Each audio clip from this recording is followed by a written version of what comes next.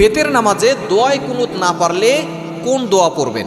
আমরা অনেকেই দোয়ায় কুনুত পানি না, আর অনেকে দোয়ায় কুনুত না পারার কারণে আমরা অনেকে বেতের নামাজই পড়ি না। মনে রাখবেন, বেতের নামাজ পড়া হচ্ছে ওয়াজিব, অর্থাৎ ফরজের একেবারে কাছাকাছি, কিন্তু আমরা অনেকেই বেতের নামাজ পড়তে চাই না, দোয়ায় কুনুত পারে না, এই জন্য অনেকে বেতের নামাজ পড়ে না। মনে রাখবেন, নামাজের জন্য যে দোয়াগুলো প্রয়োজন এগুলো অবশ্যই আমাদেরকে শিখতে হবে, কারণ নামাজ ছাড়া কিন্তু জান্নাতে ঢোকা যাবে না। মিফতাহুল জান্নাতিস সালাহ, prayer is the key to heaven. নামাজ হচ্ছে বেহেশতের চাবি। সুতরাং নামাজের জন্য যে জিনিসগুলো আমাদের দরকার অবশ্যই সেগুলো শুদ্ধ করে আপনি সূরা ফাতিহা এবং ছোট ছোট যে সূরাগুলো আছে, এরপরে আরও যে দোয়াগুলো আছে সেগুলো আপনি অবশ্যই মুখস্থ করবেন, কারণ নামাজ ছাড়া আপনি কখনো জান্নাতে ঢুকতে পারবেন না। এই জন্য নামাজ আপনাকে পরিপূর্ণভাবে শুদ্ধ করে পড়তে হবে।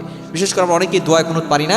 দোয়ায় কুনুত না পারার কারণে যে আপনি নামাজ ছেড়ে দেবেন বিষয়টা এমন না, কারণ বেতের নামাজ না পড়লে আপনি গুনাহগার হবেন। এটা হচ্ছে ওয়াজিব নামাজ, অবশ্যই আপনাকে ওয়াজিব এই আদায় করতে হবে, না পড়লে আপনি গুনাহগার হবেন।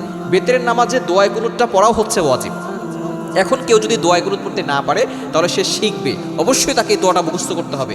তবে যদি সে দোয়ায় কুনুত যে কয়দিন মুখস্থ করতেছে ওই কয়দিন কি দিয়ে নামাজ পড়বে? সেই কয়দিন কি সে নামাজ ছেড়ে দিবে? নো, সে নামাজ পড়বে। তবে সে একটা দোয়া পড়বে, রব্বানা আতিনা ফিদ দুনিয়া হাসানা ওয়া ফিল আখিরাতি হাসানা ওয়া কিনা আযাবান নার।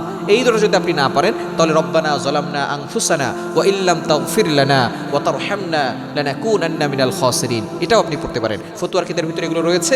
যদি আপনি দোয়ায় কুনুত না পারেন তাহলে এই দোয়াগুলো প্রাথমিক পর্যায়ে পড়বেন এবং দোয়ায় কুনুতটা পড়া শিখবেন, কারণ নামাজের জন্য যে জিনিসগুলো দরকার এগুলো আমাদেরকে শিখতে হবে। যদি আপনি এগুলো না শিখেন তাহলে কিন্তু আল্লাহর কাঠ করে আপনাকে জবাবদিহি করতে হবে। এই জন্য দোয়ায় কুনুত পড়া শিখবেন, পাশাপাশি এই দোয়াগুলো দিয়ে আপনি ভিতরে নামাজ আদায় করতে পারবেন, কোনো সমস্যা।